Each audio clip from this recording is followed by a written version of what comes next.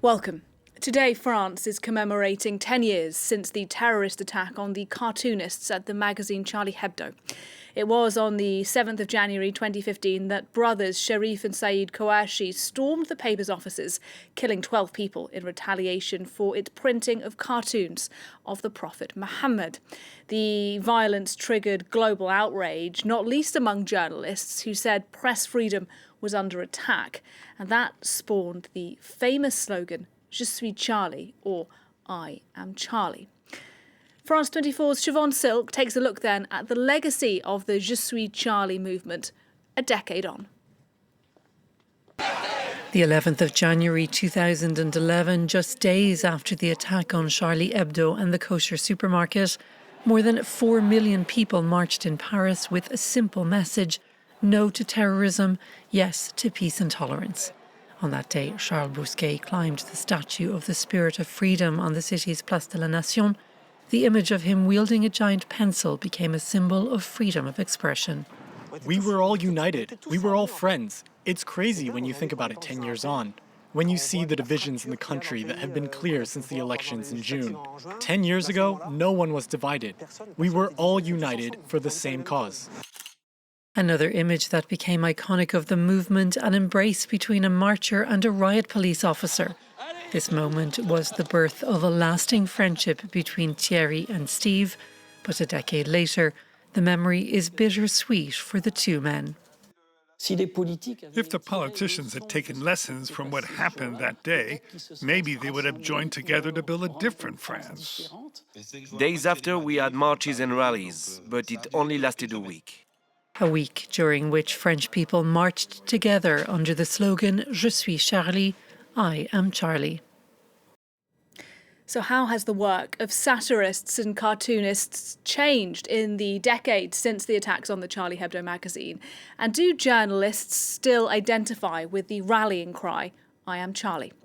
Well, to talk about this, I'm very pleased to welcome to the programme now the celebrated cartoonist Patrick Chappatte, whose work has appeared in the New York Times and who now works for the Boston Globe, the French satirical newspaper Le Canard Enchaîné, Der Spiegel, and many more. He joins us live now from Geneva. Hello to you, and thanks very much for speaking to us live here on France 24. Hello.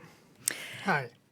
Look, in the days immediately after the attacks of 2015, you sketched a number of images that highlighted the dangers you saw cartoonists as facing then. You alluded, of course, to your solidarity with your fellow cartoonists who were killed. Today, though, a decade on, you've published a new image. I think we'll show it on the screen now. There it is. I wonder if you could just start by telling us what your message is with your new cartoon today. Okay, so I don't have the image, so I cannot tell you which of the many cartoons I did over the last days you are showing. But basically, 10 years on, looking back at that moment 10 years ago, really we can say a line was crossed in blood 10 years ago. And people were killed for cartoons. And that set a precedent. That entered the minds of people, that entered the conscience of the world. And you can't go back from that. Now, 10 years later, if we take a look at, as you said, there was a lot of solidarity, not only in France, but all over the world. And we can say that the world of satire and the world of the media has shrunk. The path for political satire has shrunk over the last years. And there are many sorts of pressures, and we can go into the details, but I would say pressure from society, more and more, people being offended by forms of humor, and we are going to see more and more pressure from government, the good old censorship from the state, I'm afraid. There's lots in that I want to unpack with you. First of all, though, I want to talk about the Je suis Charlie movement, the I am Charlie movement. I wonder whether you still strongly identify with that idea, that movement today, and how you think it might have changed. I don't know it's a slogan, so I don't know what slogan means. I never actually used the Je suis Charlie slogan because I am an literal cartoonist, so I have no choice but being Charlie in a way, if you want. What I think is important is the values we want to defend when we talk about freedom of expression. Freedom of expression doesn't mean you have to endorse the speech that you are defending. Freedom of expression doesn't mean, and that's a mistake that is being made very often, you have to agree even with the cartoons or find them of good taste. I'm not a big fan of some of the Charlie Hebdo cartoons, but that's not the point. And the point of freedom of expression is a defense on the principles.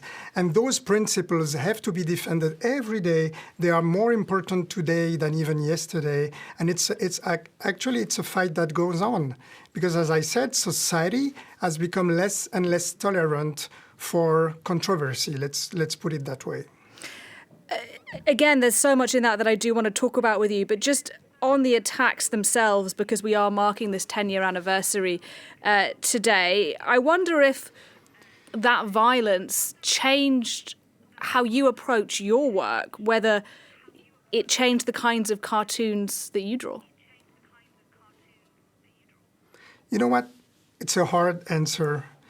The answer is yes and no. Yes, of course, there is this shadow hanging over our heads. And it's not just about cartoonists. It's about newsrooms, editors, journalists, and even the audience. You know, it takes a village to be courageous. It takes many to show courage. It's a collective courage. It's not only the courage of satirists, journalists, or cartoonists who have their point to make, but also the courage of editors to publish that work and the courage of the audience to support those voices, precious voices for freedom of expression. So it's a collective fight that goes on every day. Do you think there is more self-censorship among cartoonists today in the wake of Charlie Hebdo? Maybe, maybe not. Self-censorship is a complicated word. Self-censorship is also part of the professional process. If you want, I can draw anything on a sheet of paper. I can shock you right away, with just a pen and paper. The whole process, the whole professional process of editorial cartooning is elimination of some ideas that work or don't work. And what you want to do before all, let's just remind that the goal of political cartooning is not to provoke or to shock, it is to make a point. And if in that process you're gonna provoke or shock some consciences, some beliefs, well, that's the deal. That's the importance of satire. It's to show that the emperor is naked.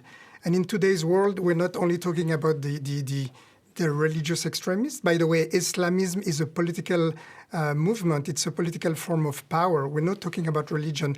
Very often, the goal, the purpose is not religion, it's power, political power. And look, you said earlier on that you perhaps haven't always agreed with some of the cartoons that the Charlie Hebdo satirists have published, but they have a right to do so. There are, though, real critics, aren't there, of the magazine and of the Charlie Hebdo, the Je suis Charlie movement. Particularly, increasingly, it seems young people, they say that satirists like those at Charlie Hebdo often cross a line, that this isn't just about free speech, that it becomes offensive, it's deliberately Islamophobic. I wonder what you make of those kinds of allegations. Are they fair? When Charlie Hebdo happened 10 years ago, I was living in Los Angeles and I woke up with the time difference. I woke up basically to a nightmare, which was the realization of what happened. And on the same day, I was actually called by the New York Times to do a cartoon that they put on their homepage. It's, I think, the first time in their history that they put a cartoon on their homepage for hours, 24 hours. 4 years later, the New York Times decided to drop all political cartoons because of a cartoon that became controversial, not a cartoon of me. But then they dropped all cartoons and my contract in the process. It tells you the difference 4 years can make. And as I said, there is more and more pressure from society. Maybe that's what you are alluding to. Pressure groups. You're talking about young generations, not always young people, but activists using social media to criticize, to react to form of satires that they don't find to their taste. Now, let's remind us there there are limits to freedom of expressions. There are laws. There is a set of laws. You can always go to that. But then who's going to decide what is of good and bad taste? We cannot let anyone out there feeling offended by a joke set the rules for society. So that's why we need editors, newsrooms, but also companies, governments, to stop being intimidated by social media and to act as adults in that friction, because humor is a friction and freedom of speech is a friction. Mm-hmm. That is the whole discussion we're having. And concretely then, do you believe it's harder to do satire today because people are more vocal when they're offended? It is harder as long as institutions overreact to social media storms, shitstorms, that's a bad word, sorry, that they don't really understand. I had a cartoon in Der Spiegel, Germany, last year that was about the India surpassing China in terms of population, and I used a cliche of the Indian train. And that shocked the Indian government, and they set up a fire on internet, and it went all over India. It was all over the Indian media, television. It was all over the international media. Even the ambassador, the German ambassador in India, had to apologize. And this tells you how those crises, those public relation crises, can be instrumented. Very often it's groups that are being activated, and how we as media, again, as collectivities, need to be prepared for that and need to be able to withstand the pressure and answer in a very calm way. We understand your reaction. We don't think this content is offensive. It doesn't break the law, and we have to live with that friction again.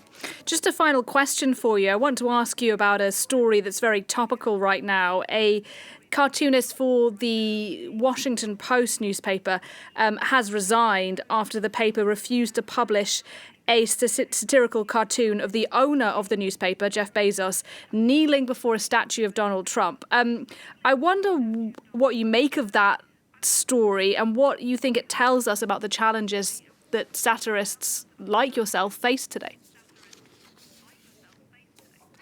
Listen, this is a very emblematic story, and it goes to what I alluded to, the pressure of governments, which will be growing. I am the chair of the Freedom Cartoonist Foundation in Geneva, and Anne Telnes, because you're talking about her, cartoonist for the Washington Post, is a member of our advisory board, and I'm very proud to have her.